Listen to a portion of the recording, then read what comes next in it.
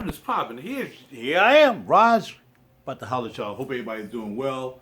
Hope you like, subscribe, and share my channel. Check out my posts. And let's keep it real.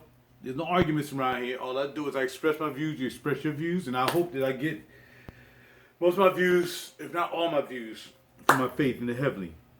An opportunity to be able to see you guys. So hope you dig it. If you don't understand, I'm not here to argue. I'm not here to disagree. I say what I got to say. If you have a platform, you can say the same thing. A lot of people like to comment on people's videos, but they don't put up a platform for themselves. They love just to react to other people. But that don't bother me. I know what the delete button look like. Just like Twitter and Facebook and Instagram and all the other social medias know how to delete stuff. I know how to delete and censor as well. All right, holler at your boy. But your boy keeps it real. And again, y'all guys know when I talk about certain things, when they say against me, you know, they talking about you. I need you to feed back to them very people who come against me. If you feeling like you feel like me, then you should stand up. We stand up together. And whoever said whatever they said, then I will stand up for you. If you put a video up, and you was like, yo, man, blah, blah, blah, I'm like, yeah, I agree with you. And if somebody else says something, I'll go at them. Because y'all know I go at their neck. Because ain't nobody scared of them folk, man. These people think they smart, or they think they violent enough, or profane enough to scare people into believing what they get out of here. Get out of here with that. And they never have a platform anywhere else. They love reacting and trolling other people's videos. I don't even pay attention to them anymore. I let them sit there, let them stew. Let somebody else see their responses. All right. Today, El Cosmico. Let's get right to the fragrances because I took too long to get there, but I had to get off my mind. And I got a story for you after this. A friend of mine called me with this crazy story. I couldn't believe it. El Cosmico by DS and Durga. Now y'all know I wore Vio Volta yesterday. And Vio Volta and these two almost smell the same. I mean, to me, this is more fruitier than the Vio Volta. The Vio Volta, like I said, kind of supposed to smell like electricity. Volt.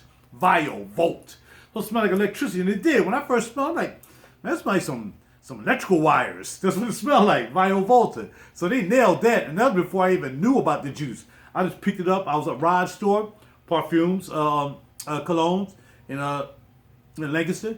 Make sure y'all give them a call. Perfumes outlet and colognes. I'm trying to talk fast because, of course, you know, I got to get ready to get out of here and go to work. And I don't want to be rushing.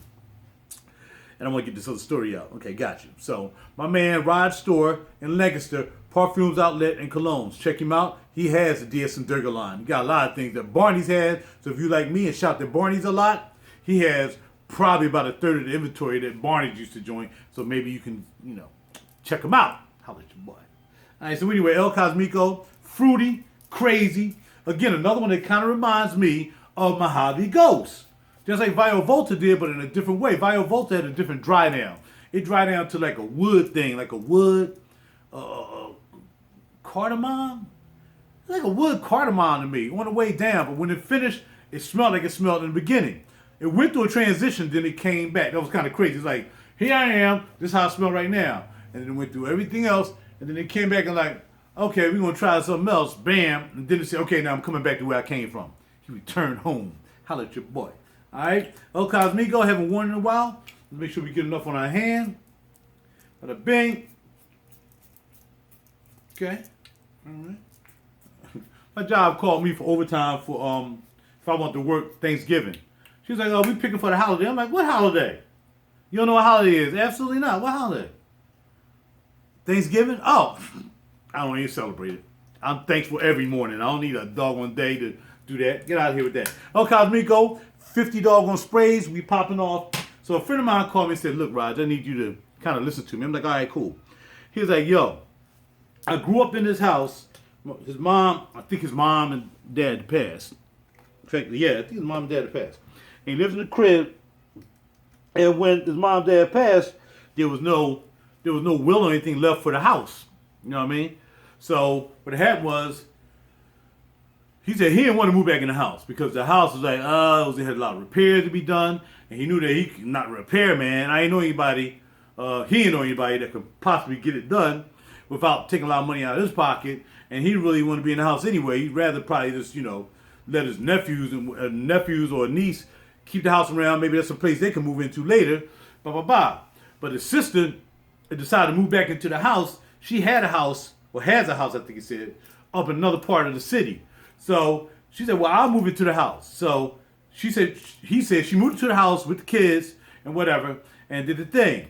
Then she said she had asked her to this guy.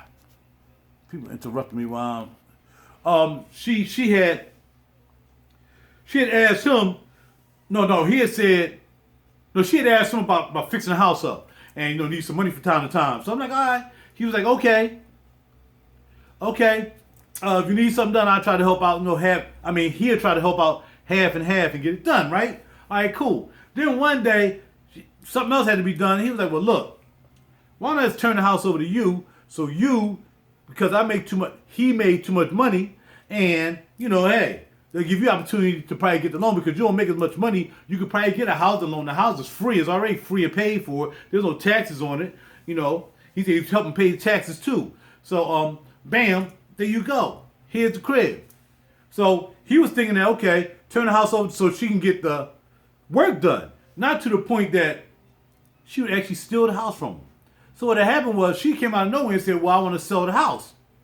So he said, all right. That's how he told me. He said, all right, well, that's cool. You want to sell the house? Then, find out what the house is. We can break it off. Do what you got to do. You know what I mean? Again, he didn't sign the house over to her to sell it. Initially, he took the house over her so she can get the work done because he made too much money to have any kind of, help coming from anywhere, and refinancing whatsoever to get the house fixed. And it's not a huge house. It's a small house. So he said, all right, he helped her out to find somebody who would buy the house. In fact, she had mentioned it like later on that day. Some guy had called and asked about the house. Somehow got my number. And I was like, yeah, you just called the right time. My sister wants to sell the crib and whatever, blah, blah, blah. And I'm her brother. He was her brother. He is her brother. Whatever, man. And, all right, cool. So now, fast forward. All right, cool. You don't know what's going on. All you know is he don't know what's settlement, nothing. He don't know anything. He didn't know anything. So all of a sudden, the house gets sold. So the person, before that, his sister had said, well, I only can give you like $2,500. So he said, well, what about $3,000? Because he was just thinking the house might sell for maybe 10 or 20. That ain't a lot of money. And the house really was in a lot of disrepair. He couldn't even think that the house in that area of the city, which used to be vibrant when he used to live there, when he grew up, but now that it went down, he didn't think they was going to get a lot of money for it. So he said, all right, fine. Figure you get 10, 15. You got the kids and everything. All right, he said, well, give me freaking $3,000. All right, give you $3,000. The house settled for $42,500. He hasn't seen a dollar yet. Poor guy. That's how family do you. They claim they're your family. They set you up, and that don't make no sense. Just be honest. Look, you got $42,000, and you ain't gonna give the brother even near half, and you haven't even given him the $2,500 or the $3,000 that he asked for. Yeah, parents ain't rolling over. Parents probably shaking their head. So he said he called his aunt. He called his aunt's daughter, told him about it, and they was like, yo, really? Really? She dirty like that? And that's what happened. Family. Enjoy the juices. Watch out for your family.